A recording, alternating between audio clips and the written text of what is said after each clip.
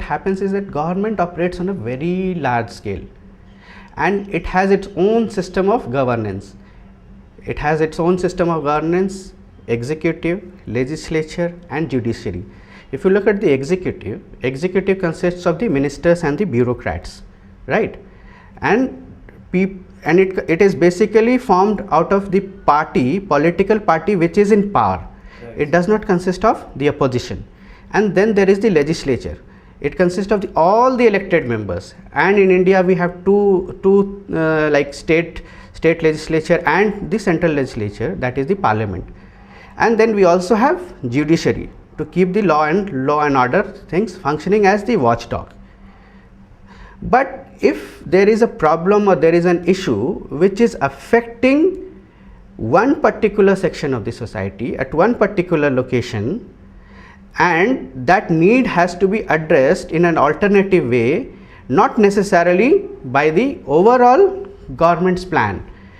I am not saying that the government do not address, government do address, but the process of addressal, process of formulation of a new program or a new policy and its actual implementation does take time.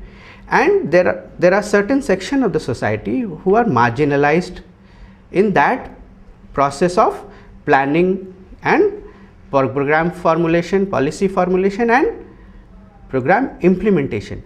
So therein the role of NGO comes in. You understand? Right, sir. Like those who are on the margins of the society, those people or groups of people whose voices are not being heard at a pace at which it should be heard. I am not saying that those voices are not heard or will not be heard. They are heard by the government, but government has its own pace of working because it is working at a very large scale.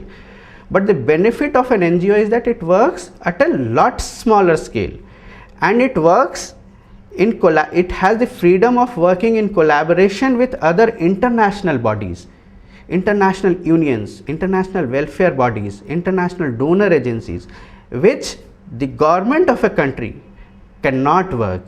It has got its own limitations posed by the rules and regulations of a sovereign country.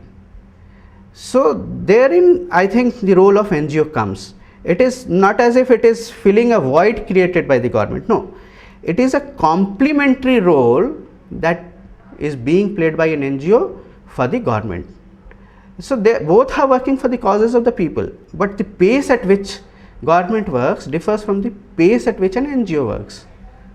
And the scale, the NGO works at a very small scale. So even if a group of people has an idea or innovative approach to something, it may be very difficult for it to make way through the government system, but an NGO can and has the freedom of implementing the innovative approach, and it can be taken up as a model.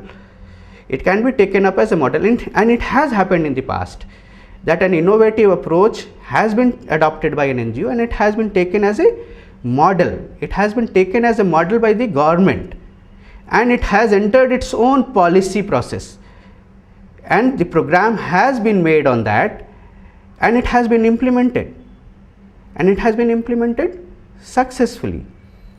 That is where the NGO's role is.